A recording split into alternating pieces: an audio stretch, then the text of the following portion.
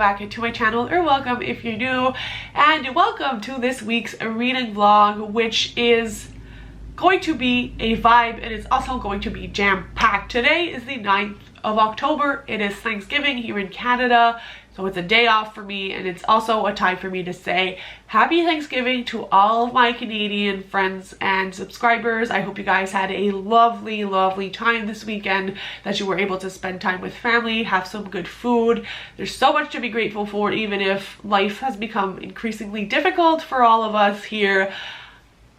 I'm sending positive vibes your way, and I hope you had an amazing weekend.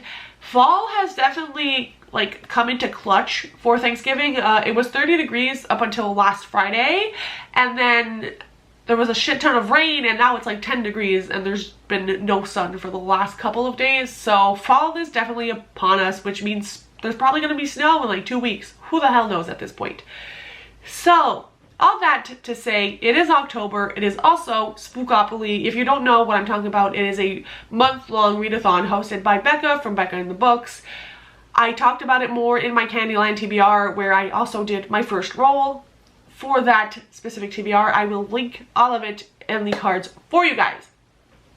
My first prompt for the readathon was purple. I put a poll up on my community tab, and the book that won was Death of a Bookseller.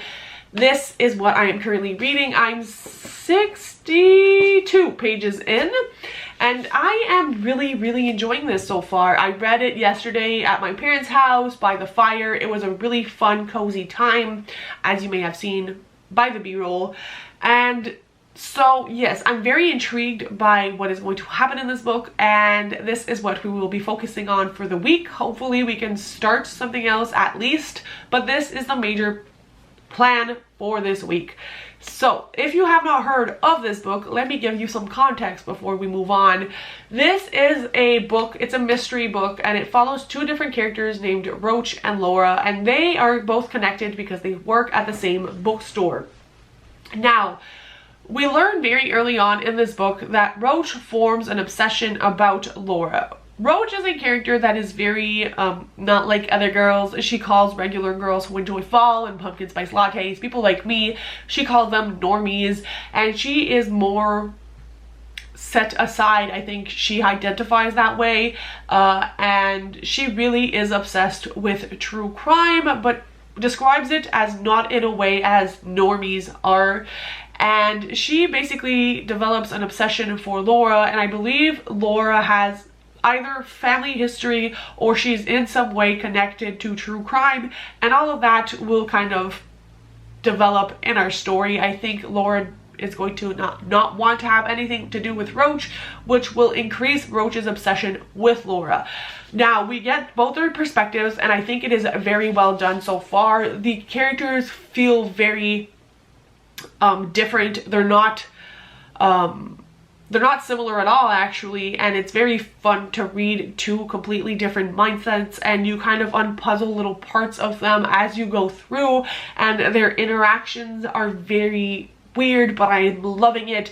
It's gonna be a really fun time, I believe. How long is this book? Just shy of like 400 pages, so it should go by quickly. So this is what we will be reading this week. I hope you guys are excited to come along the journey. Obviously, I'm not going to spoil the plot points, but I'll talk about my feelings overall.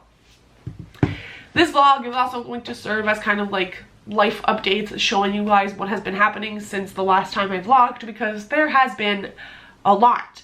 So we'll spread that out through the week. I have some special edition books I want to haul for you guys. I have some stuff, random stuff from IKEA. There's new bookshelves that I have built that I want to like show you b-roll of. There's a lot, but the biggest thing is what I'm going to cover right now before we move on with our day, and that is the fact that this week is my final week at my current job, which is,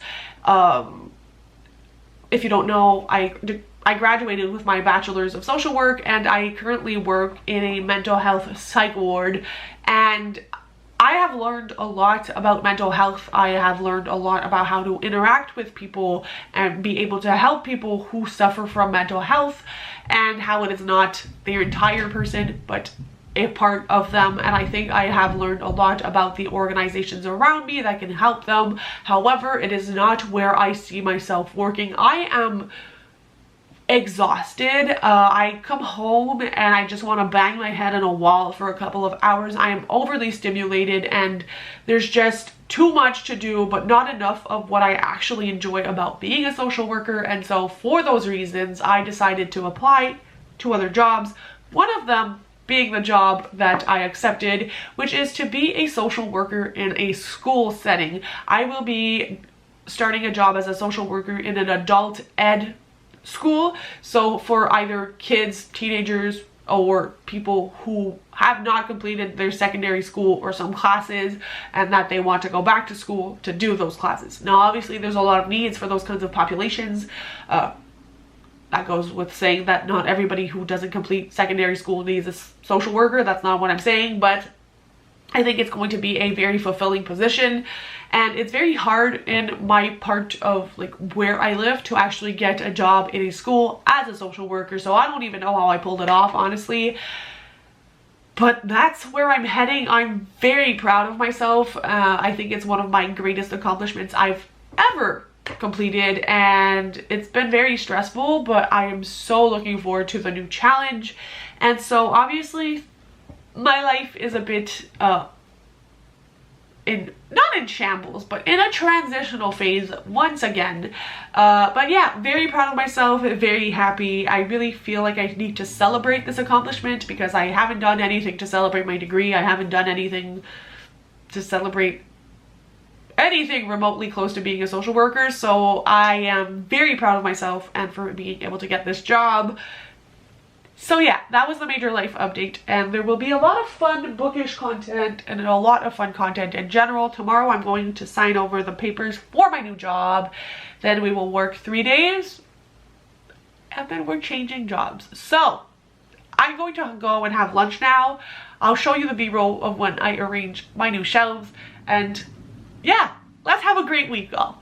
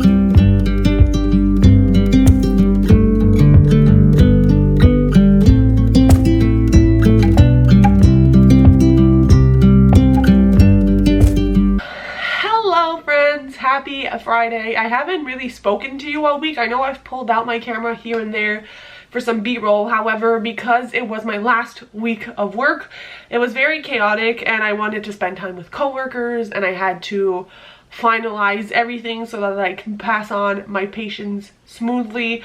I'm officially done my 2 weeks. I start my new job at the school on Monday at 8:30 a.m. So keep me in your thoughts and prayers for Monday because I'm gonna need it. I'm feeling a lot of different emotions. For one, I am like overjoyed at being done at that work because, as I said, it wasn't the space for me. I'm not saying it's a bad place to work at, not at all. And I loved my coworkers, and I think that's the part I'm gonna miss most. I also really enjoyed working with my patients. It's just the entire space is feeling very chaotic, and that's not just for us social workers, it's for everybody on that floor. And so it was time for me to go, and I'm grateful that I get to try something else, but I'm gonna miss my coworkers a lot, and I'm feeling very sad that I'm not gonna see them every day. They came over for lunch, we had some pizza. It was a very nice way to say goodbye, but I'm not very good with goodbyes. So yeah, I'm very proud of myself though, because I feel like it's such a big accomplishment for me to be able to move on and do something I really want to do. And again, I know we talked about this a lot in the last talking clip, so I'm not going to go too much into detail, but I just want to really celebrate the fact that I chose to do something for myself and I tried to put myself out there and I got the job I wanted. And so yeah, I'm feeling very bittersweet. But moving on, I haven't done a lot more reading. I'm aiming to finish the book by the end of the week, so we'll see how far I get into it. I want to finish off the vlog tomorrow so that it can go up on Sunday. We'll see, but I'm still really enjoying the book. I just haven't made a lot of progress in it.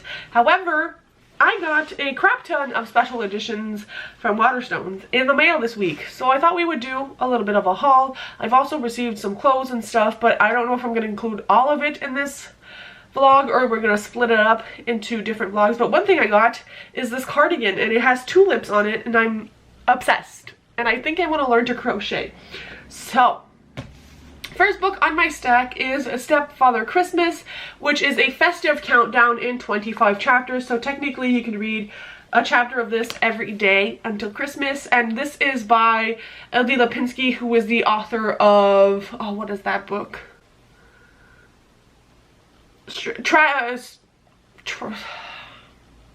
Travel Agency. I'm going to pop up a photo here, but I had tried one of her books before in that series.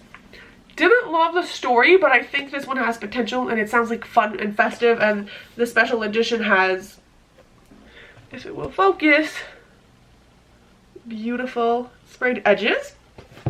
Then we have Sword Catcher by Cassandra Clare, which I did not know was literally, how many pages is this? 604 pages.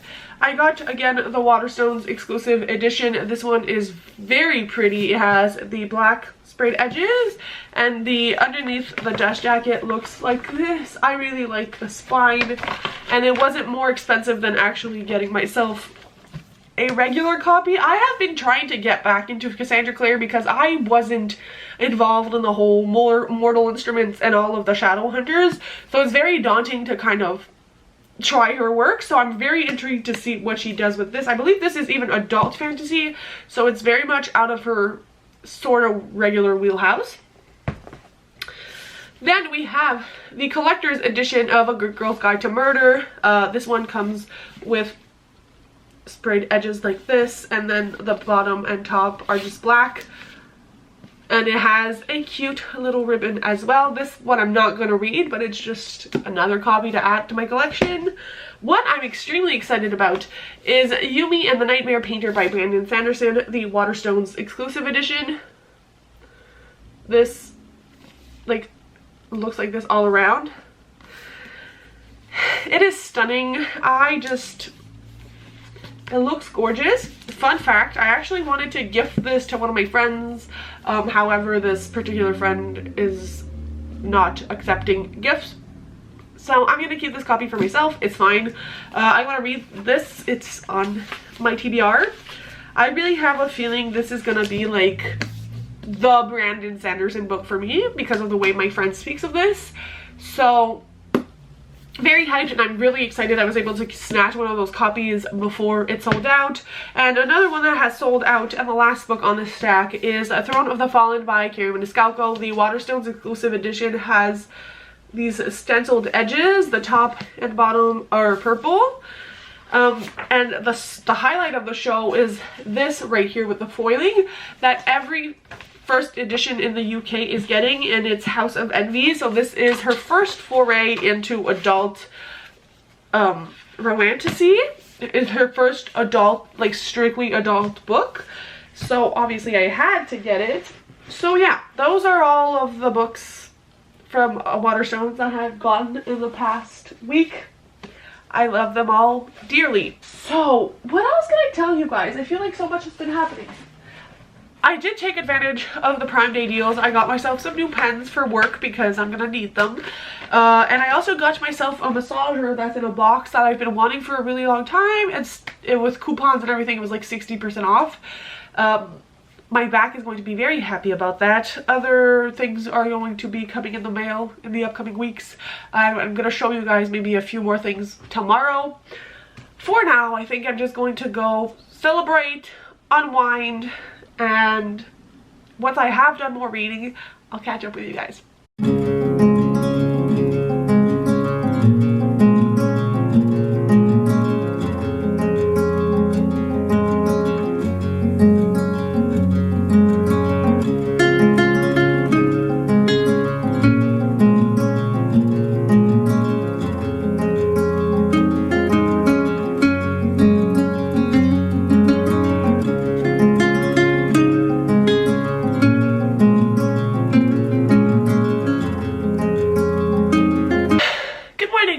It is Saturday morning. We are going thrifting and you are coming with me today.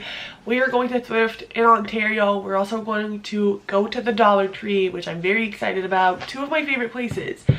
But before we leave on our adventure, also I'm rocking the natural hair today, please don't mind. I thought I would give you another update about my thoughts on Death of the Last Bookseller, which I am now 145 pages in. This is starting to feel a little repetitive. This is a very long book. It's over, like, it's almost 400 pages long, and for a mystery, I feel like it's pretty long.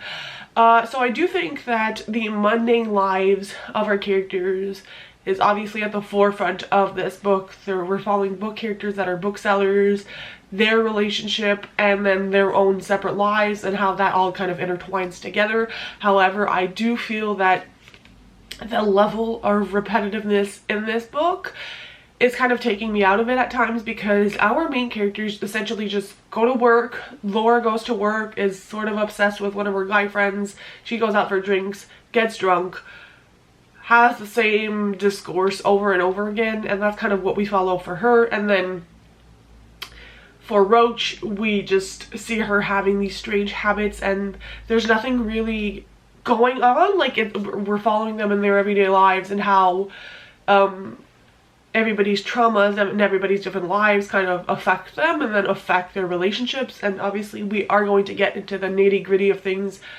I'm guessing, sooner rather than later, but I still feel like it's taking a little bit of time to kind of jumpstart, and I'm slowly losing interest. I'm still having a really fun time. Like, this could definitely be a 4-star book, but I think the repetitive nature of it definitely will not make it a 5-star for me, but I'm still enjoying it. The writing style is really fun, and I do think our characters are intriguing.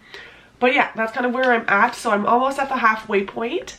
Hopefully I can read more of this evening, but let's go thrifting. There's some coupons. We should be able to find some solid stuff today.